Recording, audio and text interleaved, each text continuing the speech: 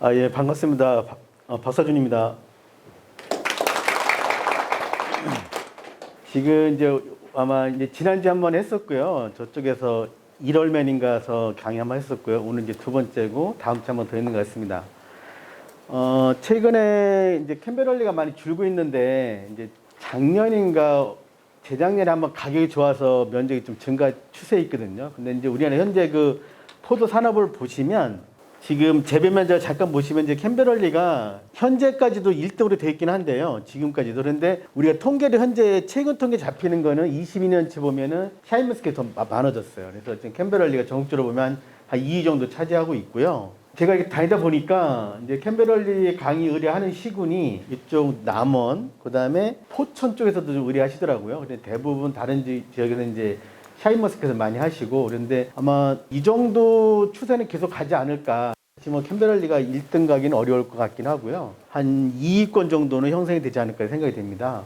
근데 이제 남원 지역에서 제가 보면 캠베럴리 농사에 있어서 두 가지 걸림돌을 찾자면, 일단 개화기 때 저온 때문에 수정이 안 되는 경우가 있을 것 같아요. 왜냐면 하우스 하신 분들이 더러더러 있거든요. 그래서 여기서 뭐 한 2중 피복 정도 해야지 될 것을 1중 피복하고 한 뭐 1중 피복 상태에서 2월 상순에 이거 피복을 하게 되면은 이게 개화기에 꽃다리가 올 수 있거든요. 그래서 이제 그런 게 있고, 그다음에 아까 제가 잠깐 들어왔는데 또 관수량 얘기 좀 하셨거든요. 그래서 대부분 착색이 안 온다고 많이들 말씀하세요. 옛날에는 캠베럴리 그러면 꽃들이가 온다고 해서 농사가 어려웠는데 요즘은 그 얘기는 많이 없으시고요. 전국적으로 보면 착색이, 그러니까는 착색이 검게 안 와서 붉은 포도로 돼서 좀 어렵다 이런 말씀 하시는데, 이제 그런 부분은 제가 보면 제가 지금까지 배운 지식을 그냥 종합해서 살펴보면 관수량이 좀 부족한 게 아닌가 이렇게 보고 있어요. 그래서 그 얘기도 오늘 많이 해드릴 건데, 그 두 가지만 조심하시면, 그러니까 아까 개화기 때 저온은 이런 거예요. 개화기 때 내가 최저 온도를 11도, 한 11도 이하로 떨어뜨리지 않아야 돼요. 그러니까 제일 좋은 거는 12도 밑으로 안 떨어지면 좋아요. 왜냐면 이게 12도 밑으로 떨어지게 되면은 우리가 포도가 씨앗이 생길 때 먼저 수분이 이루어지거든요. 그러니까는 수분이 이루어져서 이거 하분간이 신장돼서 수정이 되는데, 수분은 온도가 낮아도 돼요. 근데 문제는 하분간 신장이 안 돼요. 그래서 하분간 신장이 되려면 최소한 12도가 확보가 돼야 되거든요. 그래서 그 온도를 내가 일찍 비닐을 내려도 상관없지만, 근데 개화기에 가서 영상 12도를 잡을 수 있는지 생각해 보셔야 돼요. 그 관계만 챙기시면 되고, 이제 관수량 관계는 뭐 한 300평에 한 15톤 정도씩 5일 간격으로 그 정도 관수만 하시면 색깔 오는 데는 문제 없어요. 예, 그 두 가지만 명심하시면 캠베럴리 농사는 그렇게 어렵지 않습니다. 물론 캠베럴뿐만 아니라 샤인머스켓도 어렵지 않아요, 사실은. 예, 근데 그런 어떤 샤인머스켓은 캠베럴리와 달리 착과량이 너무 많아서, 또 하나는 물을 또 안 주기 때문에 이 두 가지 때문에 어렵거든요, 샤인은. 예, 캠베럴은 이제 착과량보다는 그 관수가 적은 것이 가장 큰 이유가 될 수 있어요. 이제 우리나라에 있어서 포도가 이제 고품질로 된 이유 중에 하나가, 물론 이제 우리 농촌진흥청 국립원예 특자과학원이 포도 재배 기술을 개발하고 기술을 보급한 것도 물론 일조를 했습니다만, 어떤 물리적으로 보면은 일단 저 비가림이 가장 크다고 봐요. 우리가 포도에 있어서 고품질로 그다음 수확된 부분은 비가림 재배가 컸고, 거기에 덧붙여서 봉지 씌우는 게 컸다. 근데 이제 봉지 얘기는 나중에 한번 다시 드릴 기회가 있을 것 같은데, 일단 비가림이 있어서 보면 이건 이제 우리가 비가림이 안 된 거, 이건 아주 옛날식입니다. 이건 옛날식이라서 저렇게 비가림 폭이 죽으면 안 되고, 우리가 캠베럴리 여러분이 하시려면 최소한 비가림 폭은 한 2.3m 돼야겠다. 저 정도 되면 우리가 여러분이 본잎을 개화 전에 순지르게 한다면 한 9잎 정도. 거기다 이제 겨수는 한 5잎 내지 6잎 받으시면 좋고요. 그 다음에 나는 개화 전에 순지르게 안 하고 많이 키운다면 본잎을 한 13에서 15매 정도 받을 수 있어요. 그렇게 해서 하면은 우리가 신초가 대략 한 140cm 정도 생장을 하거든요. 그렇게 많이 키운다면 우리가 이제 그 한 100, 240 정도 되면은 충분한 시설이 가능하고요.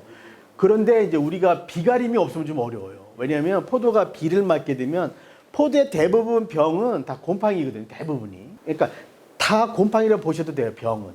그래서 곰팡이가 뭐예요? 집에서도 만일 집에, 지금이야 그렇지 않겠습니다만 옛날 같은 한옥집에 이렇게 곰팡이 쓰는 천장이 있었어요, 옛날에 보면. 그런 부분은 아마 빗물이 새서 그런 경우도 습하면 오거든요. 그래서 이제 내가 병이 많다 그러면 내가 내 밭에 습이 잘 통하지 않는다든지 바람이 그래서 그 입이 잘 안 마르는 거예요. 그래서 이제 그렇게 병이 많이 올 수 있기 때문에 일단 비가림 해주게 되면 우리가 대부분 병은 다 막을 수 있는데 이제 다만 캔베럴리에 있어서 갈반병은 좀 달라요. 왜냐면 제가 샤인머스켓이랑 캔베럴리랑 병만 놓고 보면 어느 게 농사가 더 쉽냐 많이 질문하면 저는 샤인머스켓이 더 쉬울 것 같아요. 왜냐면 샤인머스켓의 주요 병 중에 하나가 녹균병이 있어요. 여기 거북도 있잖아요. 녹균병이요. 근데 녹균병은 비만 안 맞으면 안 와요. 이게 빗물으로 절면 그러니까 비만 안 맞으면 녹균병은 안 와요. 근데 갈반은 달라요. 왜냐면 갈반은 바람에서 전염을 해요. 그래서 다연동 하우스의 중간에 캔베럴리가 있어도 얘는 비를 안 맞아도 갈반병이 와요. 왜? 바람 때문에 오는 거예요. 바람에서 전염이기 때문에. 그래서 비가림을 한다고 해가지고 갈변병이 전혀 안 온다. 이건 아니에요. 이건 아니지만 비를 많이 안 맞기 때문에 그 밀도는 현저히 떨어질 수 있다. 효율적으로 방제가 가능하다. 이렇게 설명할 수가 있겠습니다. 농가분들이 제가 이제 관수 얘기를 많이 해드릴 건데 근데 이런 거예요. 제가 간수 말씀을 드리는 건 이런 거예요. 여러분들께서 혹시 내가 붉은색 포도 온 게 작년 한 번이 아닐 거예요. 사실은. 아마 이것이 제가 그냥 미루어 짐작하면 한 대략 2014년도 정도부터 왔을 거예요. 물론 그 전에 있을 수가 있었는데 이제 본격적으로 우리나라에는 2014년부터 왔어요. 제가 보면. 그러면 그 이후로 지금부터 거의 한 9년 된 얘기예요. 그러면 여러분이 붉은색 포도가 왔을 때 그동안 대체했던 기술이 있어요. 사실은. 그렇지 않겠습니까? 내가 색이 안 와서 판매를 못 하는데 어디 가서 물어도 봤을 거고 이런 여러 가지를 했을 거예요. 혹시 뭐 포도나무에 좋다는 것도 줄 수도 있었을 거고. 그런데도 많이 처치가 안 됐다면 잘 내 마음에 들게끔 색이 안 왔다면 한번 곰곰이 생각해 봐야 돼요. 내가 지금까지 9년 동안 한 거 중에서 과연 내가 이 붉게 된 포도를 해결하기 위해서 내가 관수량을 늘린 적이 있었는지 혹시나 저는 거의 없다고 봐요. 왜냐면 여러분은 붉은색 포도가 오면은 대부분 다 온도로 많이 돌렸어요.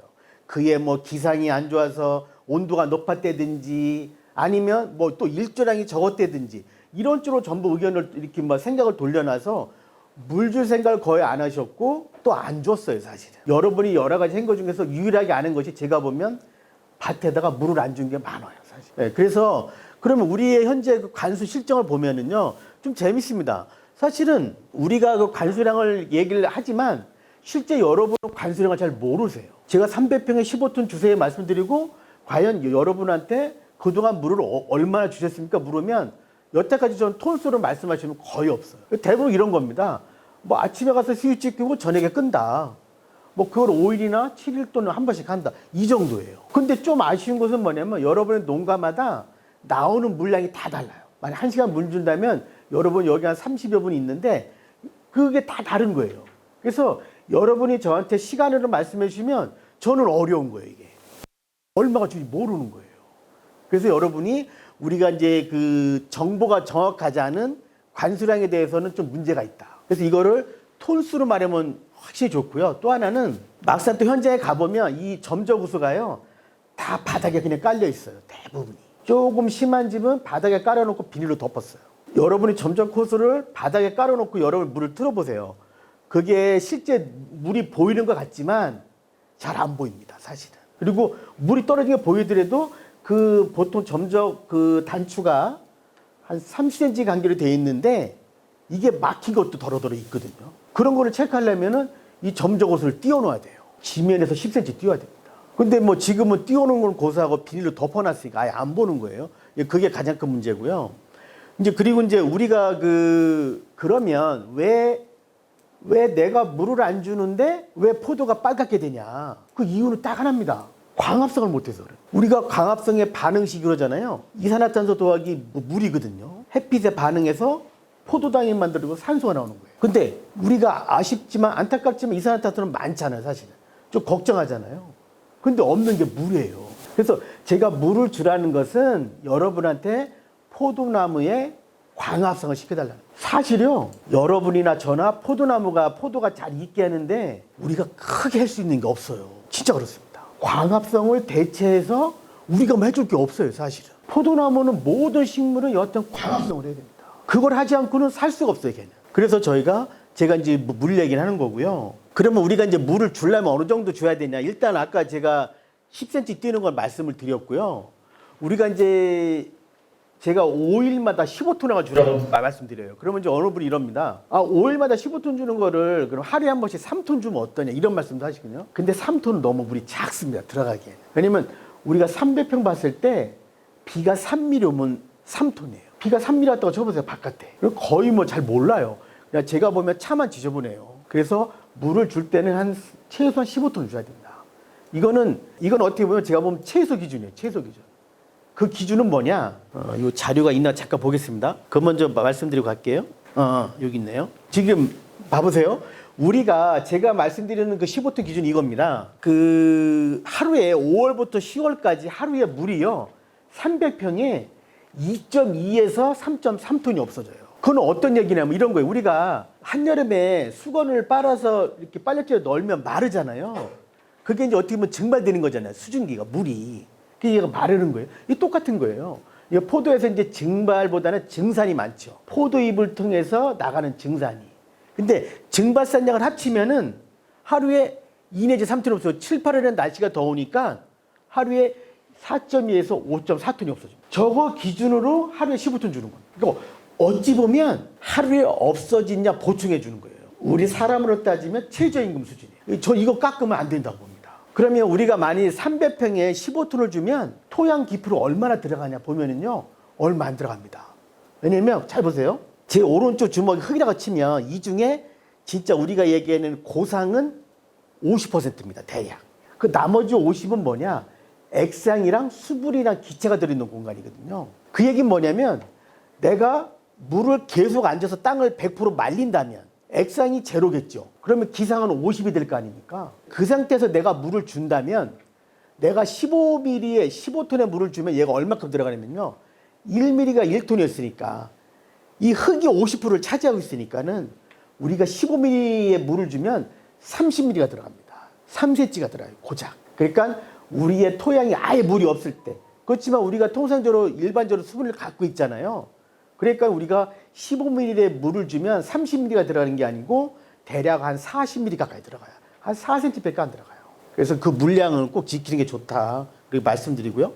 그러면 이제 우리가 그러면 물량을 어떻게 측정하는가 중요해요. 그러니까 여러분들이 이 내 밭에 여러분들이 이제 지금 아마 관수에서 물 안 틀었을 거예요. 아직 물이 안 나올 거예요. 아마 2월 말이나 늦어서 3월 초에 나올 건데 그때 반드시 한번 체크하셔야 돼요. 그러니까 1년에 제가 보면 기본적으로 한 번이고요. 조금 부지런하시면 2번 하세요. 3월 달에 한 번 하고 7월 달에 한 번 해보세요. 시간 오래 걸리지 않습니다. 일단 점적호수를 한 10cm 띄우시고 점적기에서 관수에서 물을 틉니다. 그러면 제가 호수가 떠 있으니까 물 떨어지게 보일 거 아닙니까? 한 방울 두 방울씩. 그리고 그 중에서 하나를 찾는 거예요. 점적기 하나를. 저것이 우리 밭에 평균적으로 물 떨어지는 정도 되겠다. 거기다가 이제 종이컵을 갖다 놓는 거예요.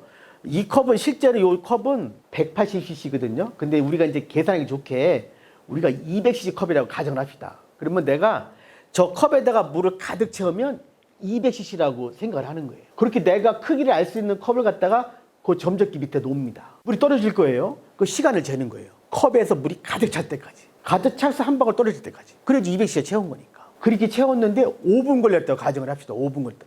보통 5분 더 걸리거든요. 사실은 해보면. 그럼 1시간이면 12잔이거든요. 그렇잖아요. 그러면 200cc가 12잔이니까 그러면 그 점적기 하나에서 1시간에 2.4리터의 물이 떨어지는 거예요. 그렇죠? 그러면은 이 마이크가 포도나무라면 좌우로 1m, 좌우로 1m 안에 그 점적기가 몇 개인가 헤아리는 거예요. 물 떨어지는 그 단추가. 대략 30cm 간격이라면 한 7개 있겠죠. 2m니까. 그러면 2.4 곱하기 7 하는 겁니다. 그러면 얼마가 되겠어요? 15.4리터인가요? 27이 14, 47에 28. 16.8인가 보네요. 그렇죠? 그러면 17리터로 합시다. 그러면 단추 안에서 1시간에 17리터의 물이 떨어진 거예요. 아니죠. 그러니까 그 7개의 그 단추가 17리터의 물이 떨어진 거예요. 1시간에 물을 주면. 그거 계산하시고 그러면 내 밭에 포도나무가 몇 나무가 있냐. 내 밭에. 300평에. 만약 100나무가 있다. 그러면은 한 나무가 물을 150리터를 먹어야지 15톤이 되는 거거든요. 그러면 1시간은 물은 17리터 떨어지고 한 나무가 물을 150리터를 먹어야 돼요. 그러면 9시간 물 줘야 되는 겁니다. 만일 점적호수가 2줄 깔렸으면 한 4시간 반을 줘야겠죠. 그런 식으로 해서 여러분이 물량을 계산하셔야 돼요. 잠깐만. 종이컵 하나에 5분이 걸렸다 하면 네. 그게 지금 1시간이면 네. 그 12대니까 2.4리터가 되는 거죠. 그 2.4 곱하기 7을 하는 거죠. 얼마죠? 그럼 16.8인가요? 예. 예. 네. 그럼 이제 그렇게 계산하기 17 그러면 이제 그 17리터 그렇죠. 그러면 이제 그러면 1시간에 7개 단추에서 17리터 물이 떨어진 거예요, 거기에. 근데 내가 줄 양은 포도나무가 100개가 있다면 150리터의 물을 줘야 되니까. 그럼 대략 9시간을 줘야 되는 거죠. 골간격이 2.7m 안에도 몇 개는 3m란 말이에요. 예. 또 짧은 사람들은 2.5m란 예, 예. 그러면 줄이 그 전조호수가 두 줄 깔아져 있는 것이 보편적이에요. 예, 예, 예. 그러면 300평에 15톤을 주라고 하는데 예. 실질적으로 그 300평에 물이 떨어지는 부분은 한 100평 정도밖에 안 떨어지는 전조호수 때문에 대략 대략 한 50% 떨어진다 보죠. 150평 그러면. 그렇죠. 예. 이제 높이 잡아서도 150평 제가 예. 판단했을 적에는 150평도 좀 높게 잡고. 예. 그렇죠. 이제 선생님 말씀 되게 이제 중요하신 말씀인데 우리가 이제 그거를 토양에 있어서 작물 개수라고 표현하거든요. 그게 이제 보통 포도는 2분의 1을 잡아요. 예, 그걸 맞기 때문에 이제 선생님 말씀대로 하시면 제가 15톤의 물을 줬지만 우리가 그 떨어진 양이 그 150평 정도 떨어진 거라서 약 30톤의 물을 준 거랑 같은 효과가 있는 거예요, 사실은. 예. 근데 이제 우리가 한 가지 생각해 뭐가 있냐면요. 이게 이제 물이 떨어지면 이렇게 들어가면 얘가 수지로 안 가요. 항아리처럼 돼요, 이렇게 다. 예. 그래서 지하부에 가면 마찬가지라는 거예요, 결국은. 이게 퍼진다는 거죠. 그러니까 우리가 내가 준 물이 아까 얘기한 대로 50%만 딱 이렇게 수직으로 딱 들어갔다. 그러면 선생님 말씀 맞을 수가 있어요. 근데 이 물이 이렇게 가거든요, 옆으로. 지하에서. 그래서 저 물은 좀 지켰으면 좋겠다. 이런 말씀 드리는 거예요. 그럼 그 지하로 들어간 상태에서 제가 한번 물을 좀 많이 줬다 하고 하면 피라미드 형식으로 불을 펴줘요. 예, 뭐 항아리처럼 됩니다. 예. 예. 그 들어간 데가 한 30cm나 들어간 곳도 있는데 예. 그 위에서는 물이 없고 밑에서만 있는데 물 먹은 자리는 예를 들어서 포도나무 크기가 10cm 내지 15cm 그 안 사이에가 됐단 말입니다. 근데 꼭 그렇지는 않아요, 그거는. 예, 그거는 이제 토성에 따라 다르긴 한데 더 깊이 있어요, 사실은. 예. 우리가 포도나무를 뽑으면, 이렇게 억지로 뽑으면 포도나무가 이렇게 돼 있잖아요. 그래서 깊이 안 들어가 갇혀 보이지만 실제 여기는 1m 절개해서 보면요. 막 70cm도 있고 막 그래요. 그래서 10cm, 20cm 있다는 건 좀 과하고요. 제가 보면 뭐 30에서 50cm 정도 거기도 많이 분포가 돼 있어요. 저거 실제 땅을 파보면 그래요. 그런데 이제 우리가 여기 자료에 없는 것 같긴 한데 제가 이 말씀 드려볼게요. 제가 그 네이버에 그 밴드 하는 건 알죠? 그 네이버 그 포도사랑 동호회. 제가 작년에 제가 아마 제 이름 검색하면 1년 그 관수량 나오는 게 있어요. 뭐 바라기 때 얼마 주고 하는 게 있거든요. 그래서 여러분이 이런 말 들어봤을 거예요. 생육 초기보다 착색기에 가면 물량을 반으로 줄이라는 말 들어봤을 거예요. 근데 그 말이 전혀 근거 없는 말은 아니에요. 왜냐하면 생육 초기에 제가 옛날에 그 책지에서 올린 그걸 찾으시면 생육 초기에는 물을 20에서 30톤 주게끔 해 있어요. 생육 초기에는. 그랬다가 착색기 때 10에서 15톤 주게 돼 있어요. 실제 그렇습니다. 아까 선생님처럼 제가 여러분이 한 2018년, 19년부터 밴드를 쭉 봐왔던 분들은 아마 그런 거 보신 적 있을 거예요. 제가 19년도에 포도에 이제 물을 15톤 주라고 한번 올렸거든요. 그랬더니 어느 지역의 농가분이 그렇게 하지 말라는 거예요. 그렇게 하면 뭐 자기는 그렇게 하면은 뭐 열관하면 내가 그 사람이 나한테 민사소송을 건다고 막 그랬어요. 진짜 그게 있습니다. 밴드에 있어요. 지우지 않고 있어요. 그래서 제가 그 책에 있는 거 이거 붙여서 올렸어요. 댓글로다가. 그다음부터 말이 없어요. 네.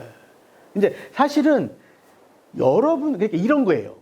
한번 여러분들 여기 물 가지고는 아마 여러분이 하실 말씀 많을 것 같은데 한번 이렇게 생각했으면 좋겠어요. 여러분들이 나는 작년까지 캠베레 농사를 내가 원하는 만큼 잘 졌다. 뭐 수량이나 색깔이나 당도가 내 마음이 흡족했다. 그러면 여러분들은 작년에 한 거 그대로 하시면 돼요. 진짜입니다. 그거는 바꿀 필요가 없는 거예요. 색깔도 까맣게 왔고 당도도 15브루스 다 넘고 뭐 그렇다면은 그러면 누가 와서 강의를 하더라도 똑같이 하시면 되는 거예요. 근데 그게 아니고 나는 당도 좀 부족한 것 같고 포도 알맹이가 탄력도 이런 것 같고 색깔도 안 와서 난 좀 뭘 바꿔야 되겠다. 그런 마음이 있으시다면 저는 여러분한테 물 주는 거를 적극 권장하는 겁니다. 그런 겁니다.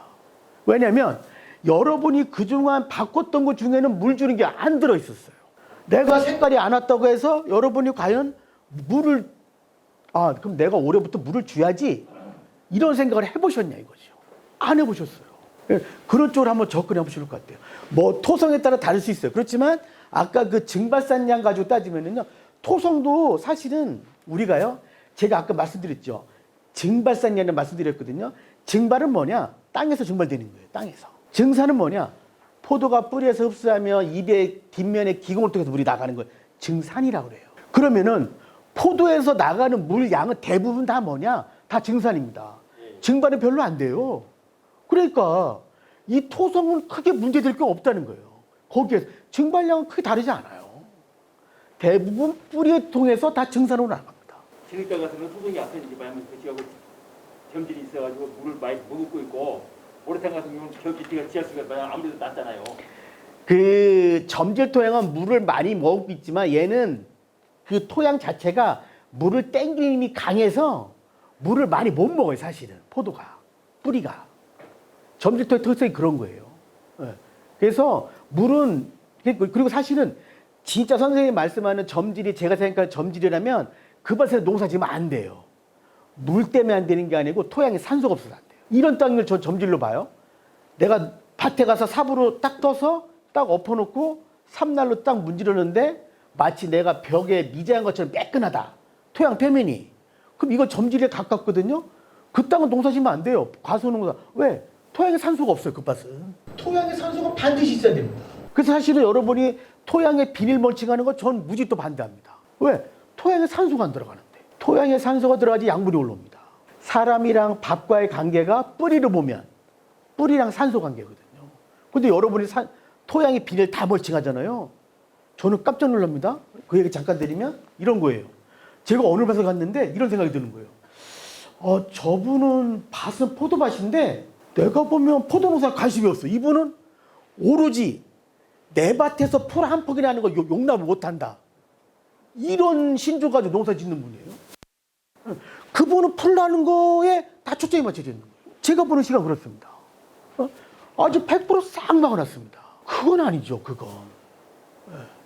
아니, 그분이 진짜 풀 나는 게 용납 못하는 게 농사의 목적이라면 그분은 돼요, 그게. 근데 포도가 목적이라면 그러면 안 돼요.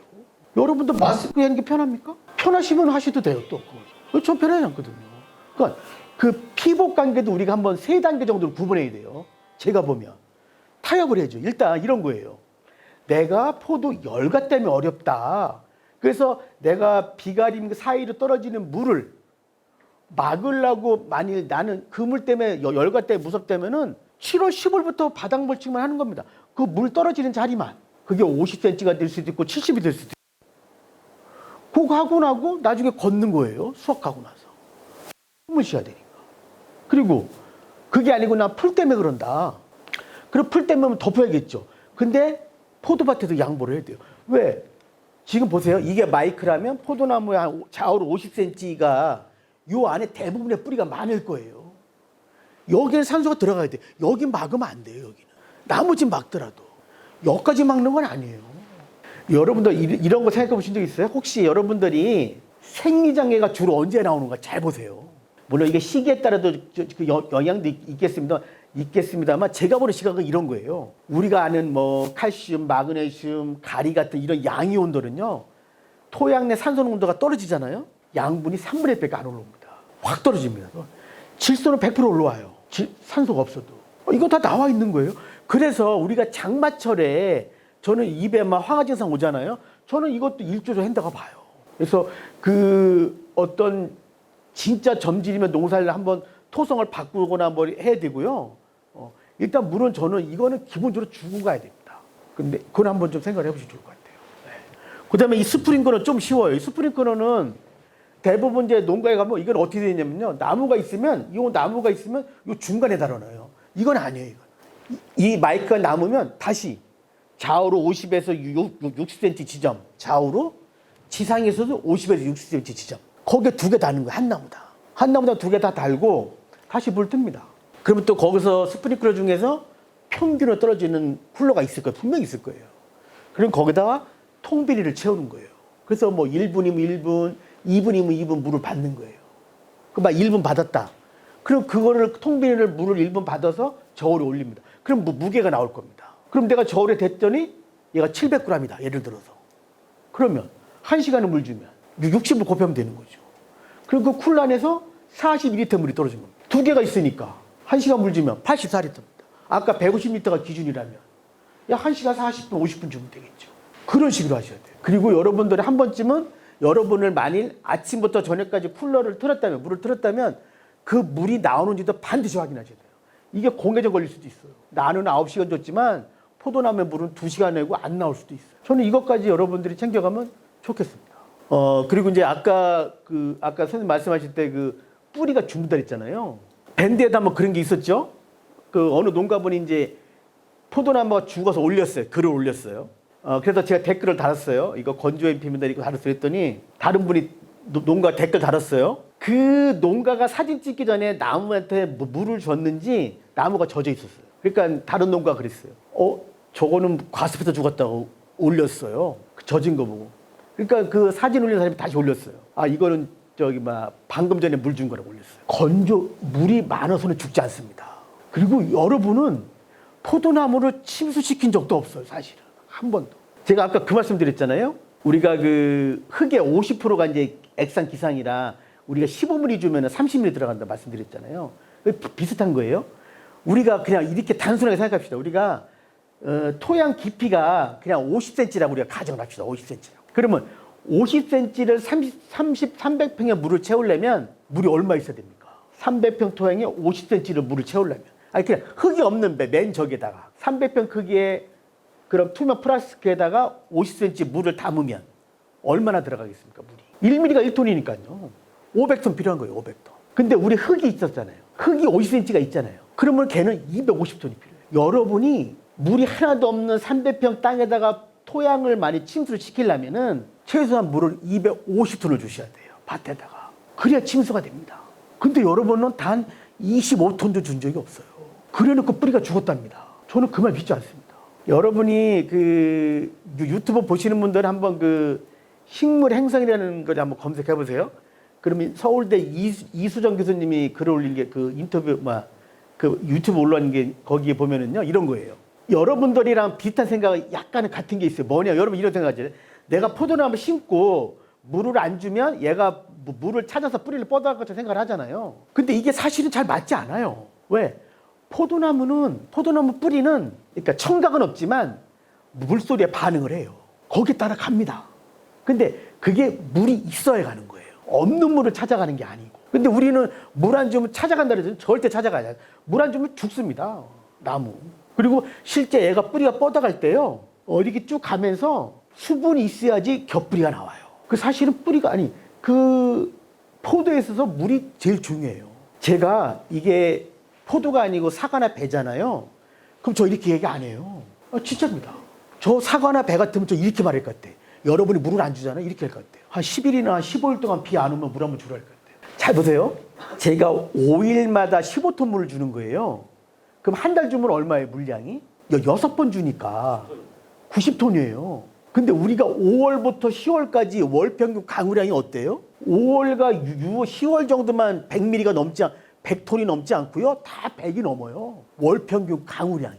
30년치가. 그 얘기는 뭐예요? 그 한 달에 우리가 원하는 5일 간격으로 비가 안 와서 그렇지 비가림만 없으면 여러분이 토양 비닐 멀치만 깔지 않으면 물 안 줘도 된다는 거예요, 사실은. 근데 여러분은 다 비가림 있고 토양 비닐 깔았잖아요.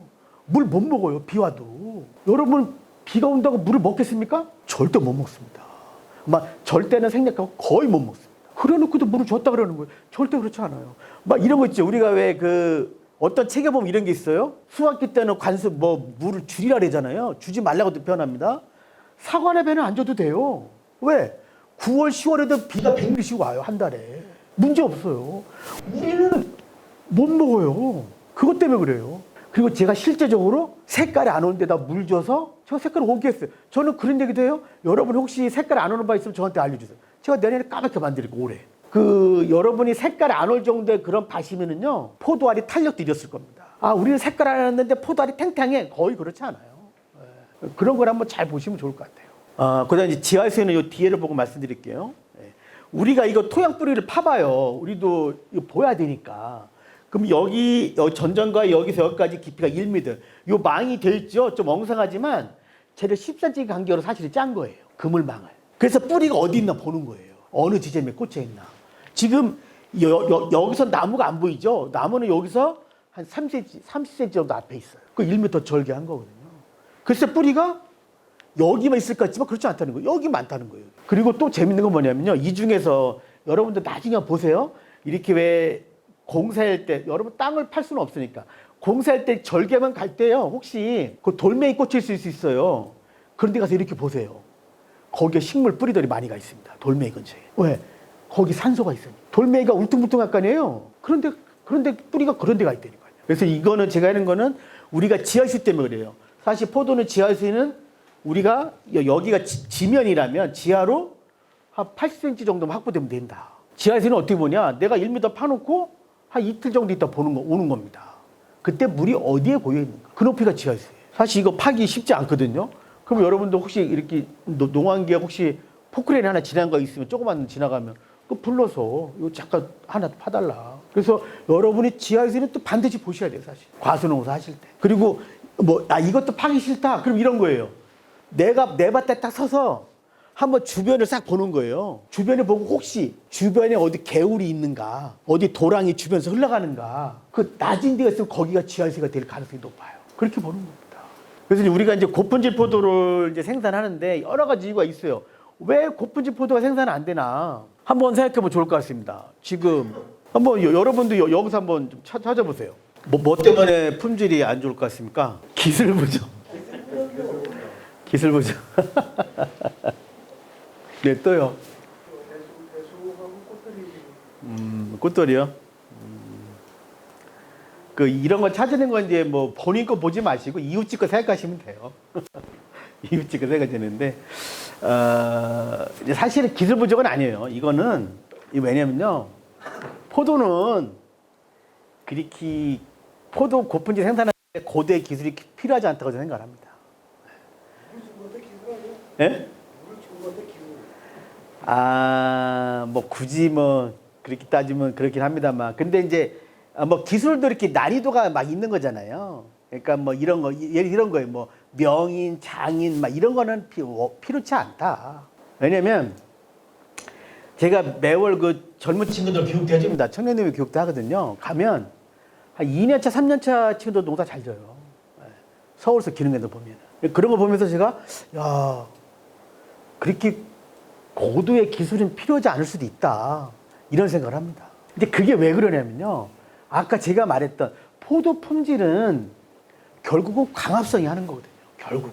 참 여러분한테 말씀드리긴 그렇긴 한데요. 전 이런 얘기도 합니다. 그냥 이런 거예요. 여러분이 캔베리 농사 하시니까 개화기 저온 관리하고 착과량은 저는 송이수는 다 달라고 그래요.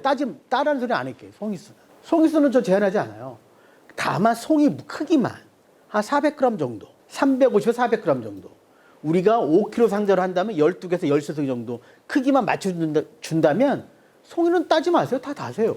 그렇게 하고 관수량만 하면은 여러분이 할 것은 크게 없다. 그냥 가끔 밭에 가서 포도나무 뒤에 가서 너 일 잘한다. 고맙다. 등 때려주고. 저는 이게 다가 아닌가. 왜? 결국은 광합성인데. 여러분이 광합성 하는데 포도나무한테 도움 줄 게 있습니까? 그거 있겠네요. 이렇게 호흡을 해서 이산화탄소 배출해주면 되겠네요. 뭐가 있습니까, 여러분이? 광합성 하는데 내가 관수량만 맞춰준다면. 그렇게 많지 않거든요. 그래서 제가 찾은 건 그거예요. 여기에서는 이제 3가지네요. 이거 개화기 저온 아까 말씀드렸던 거. 왜냐면 유일하게 저한테 개화기 때쯤 한 5월 초, 4월 중순부터 전화 온 지역이 남원이에요. 이제 대부분 얘기를 들어보면 이런 거예요. 다른 집은 다 이중 피복을 했어요. 본인은 1중 해놓고 2중 다 될 때 같이 닫는 거예요. 그러니까 계약이 때 온도가 낮으면 여기 더 떨어지는 거예요. 그래서 수정이 안 되는 거예요. 아까 하분간이 신장이 안 돼서 수정이 안 돼서 꽃들이가 오는 거예요. 그거 하나고요. 그 다음에 이제 꽃들이는 우리가 이거랑 이거랑 서로 이어지는 거죠. 우리가 그리고 비가림에서는 꽃들이 거의 없잖아요. 비가림은. 그 다음에 이제 아까 말씀드린 이제 물부족. 이게 제일 커요, 사실은. 그래서 그 빨갛게 온 포도 농가분들은 일단 물부족 쪽을 많이 보셔야 됩니다. 예, 예. 아까 광합성의 블루스리에서 나왔는데 요즘에 에릴리라는 것이 나와가지고 그거는 에리드는 안 했으면 좋겠어요. 왜냐면 이런 거예요. 내 밭이 내 캔베럴리가 빨갛게 된 게 진짜 광량이 부족한 거냐. 만일 그게 광량이 부족했으면 에리드 해야겠죠. 그것은. 근데 사실 그게 아니거든요. 한번 그 일조량, 그 관수량 맞춰보고 그래도 안 되면 혹시 가볼까? 답은 LED가 아니다.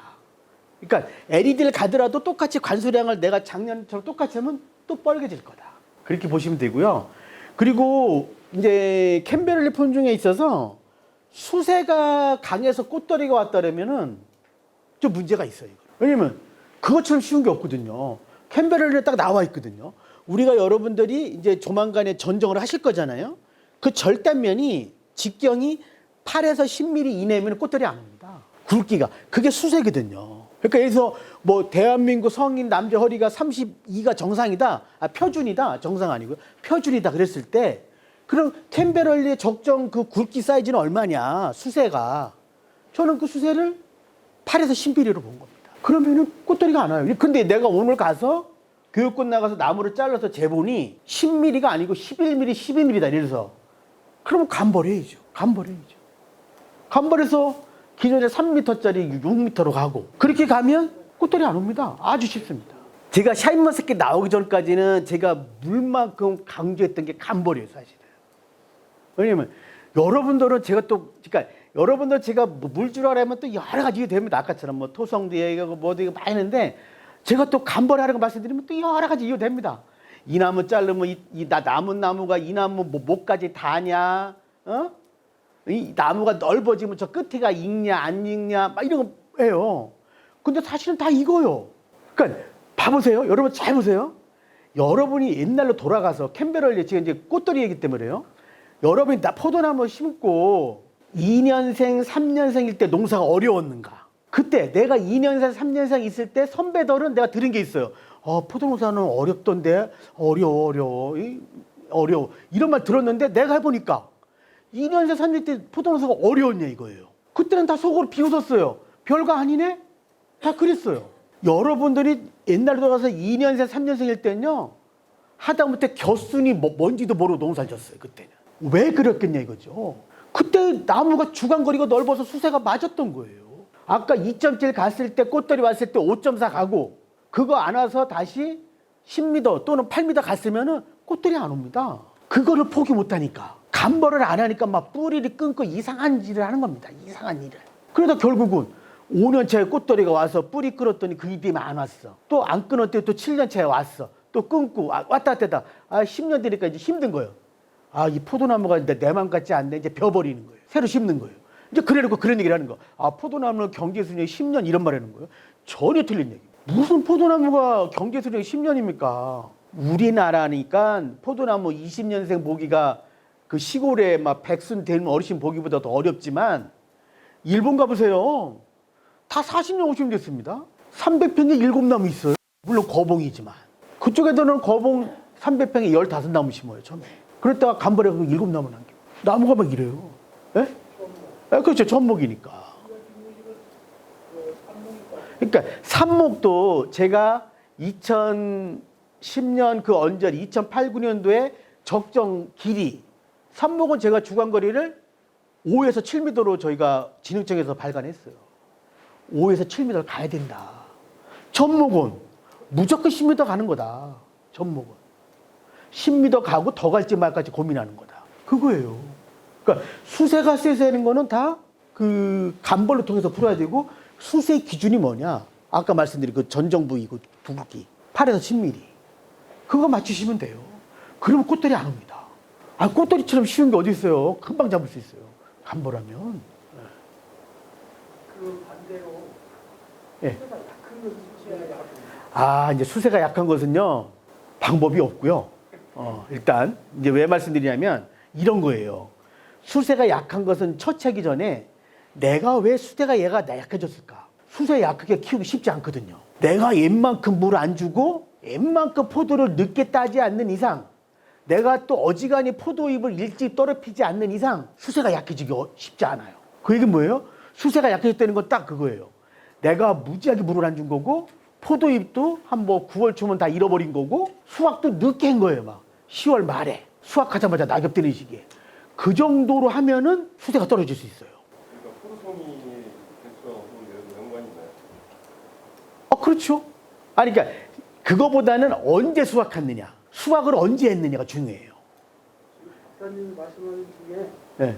관수량 빼고는 나머지는 다 적정하게 다 했다고 생각하고 관수 빼고 그러면은 관수만 바꾸시면 되겠네. 그러면 이제 수확은 언제 끝냈어요? 수확은? 수확은 저희가 8월 초에 시작하면 8월 말 정도는 그러면 이거를 저기 뭐야? 그러면 이제 하우스잖아요. 이걸 언제 내려요? 막을? 3월 초에 정도 3월 초에 내려요? 그러면 잘 보세요. 3월 그럼 8월 그러면 말이 수확이 끝나는 거잖아요. 그럼 8월 말에 수확 끝나고 9월 1일부터 그 밭을 얼마마다 가요? 거의 일주일에 한 번 정도 가서 뭐 물 관리합니까? 그러면 완벽하신데? 그럼 수세가 떨어질 리가 없는데? 그게 수세가 떨어진 나무가 그 밭에서 한 나무가 그래? 전체적으로 그래요. 많이 보편적으로 많이 그래요. 그러면 제가 보면 이제 선생님 같은 작형은 대부분 농가들이 수확하고 밭을 안 가거든요. 일반적인 농가들. 그러니까 선생님 작형에서 일반적인 농가들 밭을 안 가요. 왜? 다른 밭은 포도를 따야 되니까. 그러니까 이 밭은 더워도 물도 잘 안 주고 약도 안 주고 해가지고 수세를 놓쳐요. 그 원인이 있고 저는 그게 제일 크다고 보고 또 하나 원인은 이제 발화예요. 발화를 언제쯤 되는 거죠? 3월 초에 내리면? 바람 4월 20일이나 뭐 그래 되겠네요. 예. 그럼 한 달 빨리 가는 거네. 한 달 빨리. 예. 그 정도까지는 괜찮아요. 사실은. 이게 막 2달 정도 빨리 가면 왜 이런 거예요. 사람도 7시에 깨우는 거랑 새벽 3시에 깨우는 거 다르잖아요. 그러니까는 지금 우리가 보통 7시에 일어난다면 선생님 작경은 한 6시 반에 깨우는 거거든요. 애를. 근데 우리가 더 빨리 간다면 뭐 한 2월 달에 발화시킨다면 얘는 새벽 3시에 깨우는 거거든요. 걔들은 피곤해지죠. 사실은. 근데 그 정도 가지고 그 정도 한 달 정도 빨리 간 게 수세가 떨어질 수 있는 원인은 돼요. 그렇지만 그게 결정적이지 않다. 왜냐하면 원인이 되는 건 이런 거예요. 보통 4월 20일에 발화가 됐을 때 일장이랑 그 햇빛 길이랑 3월 20일에 발화했을 때 햇빛 길이가 다르거든요. 짧잖아요. 그러니까 애가 수세 떨어질 때 역할을 돼요.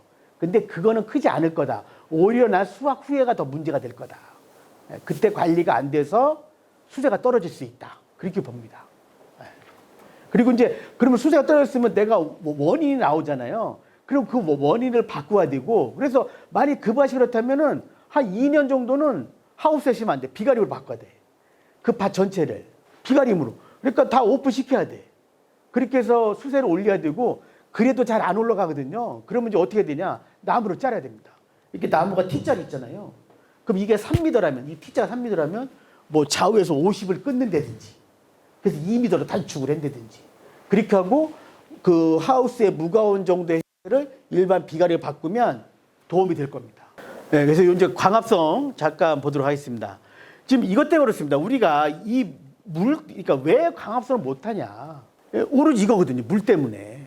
그래서 우리가 이것만 챙겨주면 사실은 포도에서 이런 거예요. 그 색깔이 안 온 포도를 좀 더 설명을 드리면 이런 거예요. 우리가 일반적으로 낮에 광합성을 하잖아요. 그러면 한 3 정도 만들어진다고 수치로 한 3 정도 생산을 한다면 그 중에 호흡으로 한 2를 써요.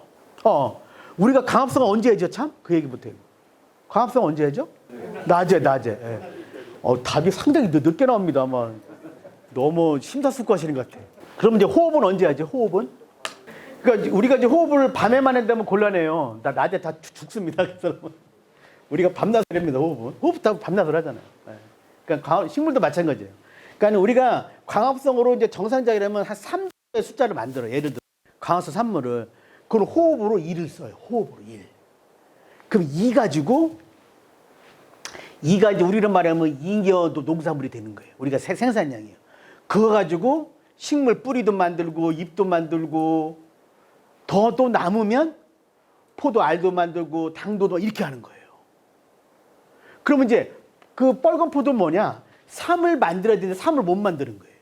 예를 들어서 한 2 정도 만들어 주십시다. 2 정도. 그 2를 만들었는데 호흡으로 2를 써야 될 거 아닙니까? 얘는 필수니까. 그럼 나머지 1 가지고 쓰는 거예요. 뭐 그런데 2분 또 먼저 만들겠죠. 2분 줄기는 만들겠죠. 그때 이제 과일로 가는 양분이 적은 거예요. 그래서 당이 안 올라서 색이 안 온 거예요. 그러니까 색은 정직합니다. 여러분들 당도는요. 봐보세요. 이런 거예요. 포도 색깔이 안 온 농가가 원래는 수확을 8월 15일에 하는 농가 있어요. 원래 정상적으로 왔으면. 근데 내가 8월 15일 날 수확하려고 갔더니 뻘개서 안 따. 그러면 그런 건 어떻게 하죠? 8월 10일에 땁니까? 색이 안 와도? 어때요? 그 농가는? 예? 색깔이 올 때 알고 비린가 이거 빨라요. 그렇죠. 버렸죠. 예.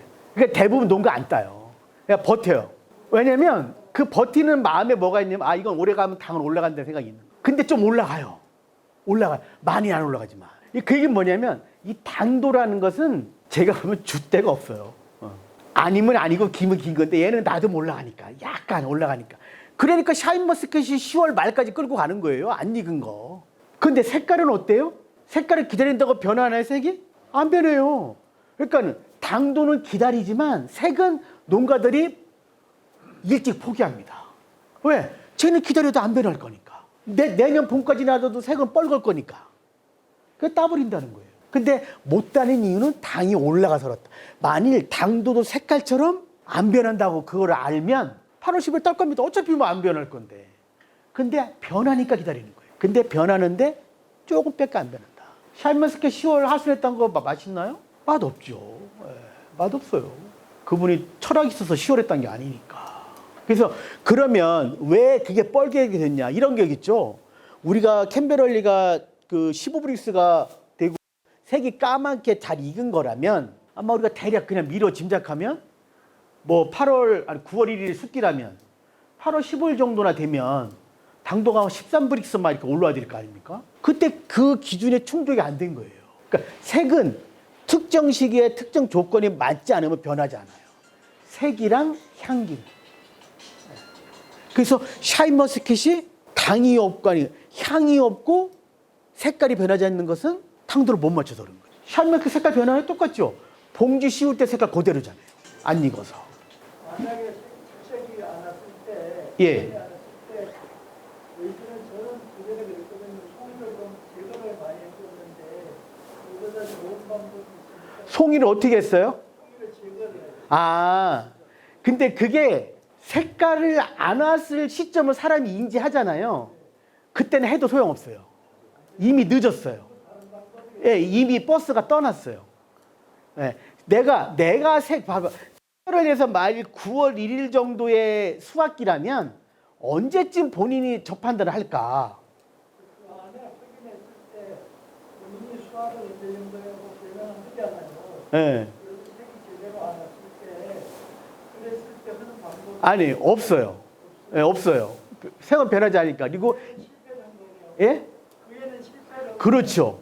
그래서 그 색을 그게 중요하기 때문에 많이 그 전에 전부 해놓아야 되니까 그 전. 색이 농가에서 인식할 정도면 이미 지나버린 거다. 그때는 뭘 처치해도 잘 안 된다. 근데 그 처치가 쉬운 게 아니 어려운 게 아니잖아요. 그냥 그저 간수량만 늘리면 되는 거예요.